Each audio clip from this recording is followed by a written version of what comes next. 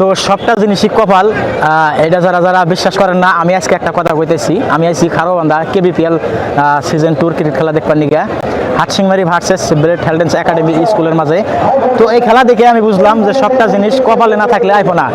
কারণ হাটসিংমারি টসে জিতে তারা ফিল্ডিং করছে, ফিল্ডিং করার পরে ব্লেড হেলডেন্স একাডেমি যে স্কুলের ছাত্র তারা রান করছে 9 ওভারে 120 এবং হাটসিংমারি রান করা লাগে 9 ওভারে 121। তারা রান করতে পারে নাই।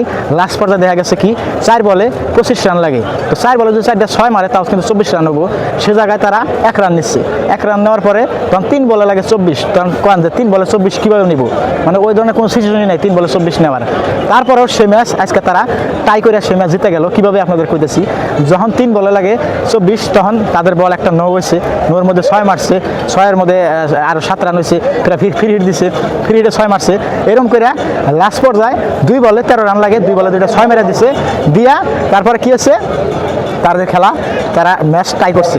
টাই করার পরে যখন সুপার ওভার হয় সমান হওয়ার পরে সুপার ওভারে হাটসিংমারি ফার্স্ট ব্যাটিং করছে, ব্যাটিং করে সুপার ওভারে 20 রান করছে। আর তারপরে যখন ব্লেড হেলডেন্স একাডেমির ছাত্র যখন সুপার ওভার খেলা বেড়াইছে 6 বল তাদের 21 রান করা লাগে, তারা রান করতে পারে নাই। তো হাটসিংমারি দল জিতে গেছে। তো এটাই বুঝলাম আমি যে কপালে না থাকলে কোনো খেলা জিততে পারবো না, এবং কি যে কোনো জিনিসই আপনি যত চাইবেন আপনার কপালে যদি থাকে তাহলে উপর আল্লাহ এবং ভগবানে আপনারা দিবই। এই খেলাটা দেখে আমি বুঝলাম, কারণ এই ধরনের খেলা আমি কোনোদিন দেখি নাই যে খেলার মধ্যে 3 বলে 24 রান নেওয়া হারবো জিতে হারবো। আর এই খেলার মধ্যে তারা সুপার ওভার পায়া প্লাস খেলে টেলিয়া লাস্টে হাটসিংমারি জিতে গেল। তো কপালে থাকলে যে কোনো জিনিস আপনার আসবই।